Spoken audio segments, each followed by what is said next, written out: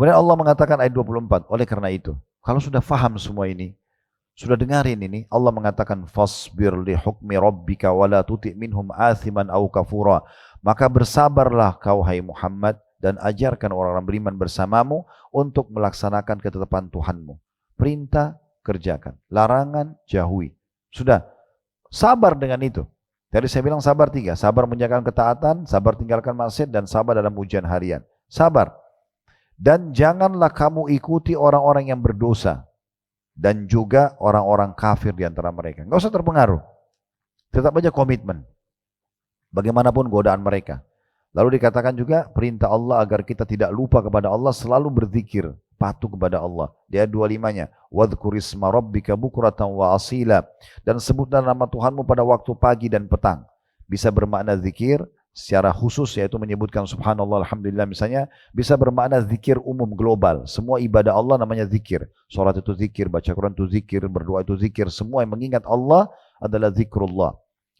Kemudian diperintahkan juga agar menyempurnakan dengan selalu mendirikan sholat malam. Di ayat 26-nya, tahajud.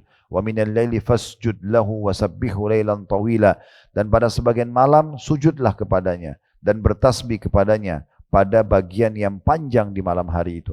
Kenapa Allah khususkan sholat malam? Karena ini satu-satunya ibadah yang bisa dikatakan 100% jauh dari riya. Ya. Kecuali orang sengaja riya lah. Karena kita sholat malam bangun, paling yang tahu suami, istri, dan tidak ada orang riya untuk suami sama istri untuk apa? Untuk terlalu berlebay, betul lebay benar ya, berlebihan benar kalau dia riya. Mau pamer sholatnya kepada istrinya atau suaminya atau sama anaknya. Jadi itu umumnya orang terjadi. Atau lagi orang kalau di rumah sendirian, pasangan sudah meninggal, cerai, sendiri atau belum menikah, umumnya sendiri. Ya, sholat malam ini lebih terjaga. Maka Allah sebutkan sebagai sampel, bukan berarti ibadah lain tidak punya kedudukan. Tapi sholat malam itu coba, karena itu kau akan lebih konsentrasi, lebih enak berdoa, jangan tinggalkan. Ya, kita bermunajat kepada Allah Subhanahu Wa Taala. Makanya kata Aisyah radhiyallahu anha, ya, jangan pernah kalian tinggalkan sholat malam karena Rasulullah SAW tidak pernah tinggalkan. Dan kalau beliau betul-betul dalam kondisi lagi malas, lagi letih, maka beliau sholat sambil duduk. Beliau sambil duduk. Karena sholat sunnah pun, sholat sunnah boleh berdiri, boleh duduk ya. Walaupun tidak ada uzurnya. Kalau sholat wajib harus ada uzur dulu. Bapak ibu harus ada masalah dulu, misalnya sakit, tidak mampu berdiri baru bisa duduk. Gak mampu duduk baru bisa baring, itu kalau sholat wajib. Kalau sholat sunnah boleh. Misalnya tadi habis duhur, bapak ibu mau sholat ba'diyah. Sehat, tapi sudah saya mau sholat duduk aja deh. Boleh, tapi pahalanya setengah pahala orang yang berdiri. Cuma sholat sunnah boleh gitu. Dan kata Nabi SAW dalam hadis yang lain, jangan tinggalkan sholat malam karena dia adalah kebiasaan orang-orang soleh sebelum kalian. Ayat 27-nya, Inna haula yuhibbuna al-ajilata wa yadharuna wara'ahum yauman thaqila. Allah menyebutkan sekarang kembali kepada orang-orang kafir, orang-orang pembangkang, sesungguhnya mereka itu menyukai kehidupan dunia. Mereka tidak pikir akhirat, mereka tidak pikir surga.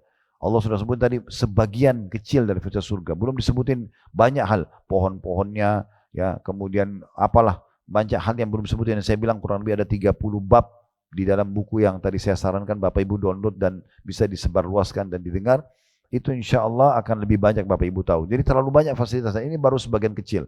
Dan itu tidak ada apa-apanya dunia. Kalau kita berpikir surga, dunia jadi kecil buat kita. Ya. Apalagi tidak ada yang abadi. Rasa nikmat makanan cuma hilang di ujung lidah, setelahnya selesai. Kita tidak pernah tahu lagi kenikmatan. Kalau di surga tidak seperti itu, kenikmatannya abadi. Lalu Allah mengatakan, sungguhnya orang-orang kafir itu suka dengan kehidupan dunia. Mereka tidak pikir akhirat. Dan mereka tidak mempedulikan kesedihan atau kesudahan mereka pada hari yang berat, yaitu hari akhirat. Ayat 28, Nahnu khalaqnahum wa syadadna asrahum wa idha syi'na baddalna amsalahum tabdila. Kami telah menciptakan mereka dan menguatkan persendihan tubuh mereka. Kami yang ciptakan kalian semuanya. Apabila kami menghendaki, kami sungguh-sungguh mengganti mereka dengan orang-orang yang serupa dengan mereka. Ya, maksudnya kalau kami mau, kami binasakan orang kafir, kami lahirkan orang-orang yang beriman. Tapi Allah masih kasih kesempatan mereka untuk beriman. Sampai detik terakhir orang kafir sebelum meninggal pun Allah masih kasih sinyal hidayah.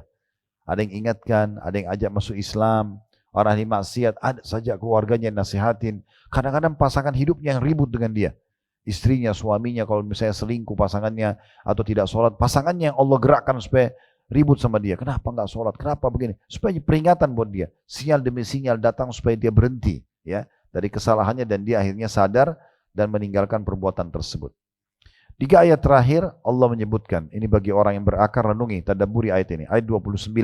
Inna hadhihi tadhkirah. Faman syaa'a attakhadha ila rabbih sabila. Sesungguhnya ayat-ayat ini yang baru kalian baca, kami pun tadi sudah bacakan ke Bapak Ibu sekalian, adalah suatu peringatan. Ini penyampaian kepada kalian.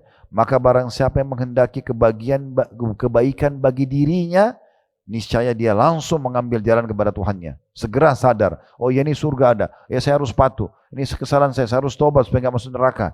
Ya, itu orang yang cerdas, tidak butuh untuk baca semua Al-Quran baru bisa berubah. Ini sudah cukup mewakili. Kata Allah, inna hadhihi tadhkirah. Ini peringatan yang baik. Orang Arab bahkan membahasakan tiket itu, tiket pesawat, tiket kereta itu tadhkirah. Ya, itu dianggap satu solusi yang terbaik untuk menyampaikan pada tujuan. Itu makna tadhkirah juga. Ini peringatan, ini tiketmu ya. Maka siapa yang mau ya selamat menghendaki kebaikan bagi dirinya sendiri, maka dia mengambil jalan kepada Tuhannya. Ayat 30-nya, "Wa ma tasyauna illa an yasha Allah innallaha kana aliman hakima." Dan kamu tidak mampu menempuh jalan itu kecuali bila dikehendaki oleh Allah. Ketahuilah, ini semua kalau kalian tersentuh hatinya, mau patuh pada Allah, mau bertobat dari dosa-dosa itu karena Allah yang menyentuhnya. Tidak bisa orang mau sendiri berubah. Allah mengatakan, ingat, tetap jangan berlepas diri pada Tuhanmu, karena kamu tidak akan mampu menempuh jalan itu kecuali bila dikehendaki Allah. Sungguhnya Allah maha mengetahui lagi maha bijaksana. Makna mengetahui isi hati kalian tulus atau tidak mau berubah, dan juga bijaksana menilai nanti. Ya. Kemudian ayat terakhir ayat 31. Yudkhilu man yasha'u fi rahmati wadh-dhalimina 'adda lahum 'adzaban alima. Dan Allah memasukkan siapa yang dikehendakinya ke dalam rahmatnya, maksudnya surga. Maka tadi saya bilang orang masuk surga bukan karena amalnya. Ya. Dan bagi orang-orang zalim disediakan azab yang pedih. Disediakan azab yang pedih. Nah ini Bapak Ibu sekalian ya yang sangat jelas sekali tentang masalah penyampaian Allah Subhanahu wa taala berhubungan dengan surah nomor 2 di rakaat kedua yang dibaca oleh Nabi SAW di subuh hari Jumat. Kita sudah jelaskan di Kamis lalu surah Sajdah yang dibaca di rakaat pertama. Dan saya bilang tadi di awal pertemuan kita berarti minimal surah-surah ini kita tadabburi seminggu sekali. Karena Nabi SAW memang membaca setiap subuh hari Jumat. Ya. Baik, sekarang di bawah itu ada kesimpulan, ya sudah kita bacakan sebenarnya kemarin ya di halaman 99. Imam Ibnu Khuzaimah menyebutkan dalam sahihnya perbedaan bacaan surah tersebut dalam hadis-hadis di atas adalah dalam konteks hukum boleh.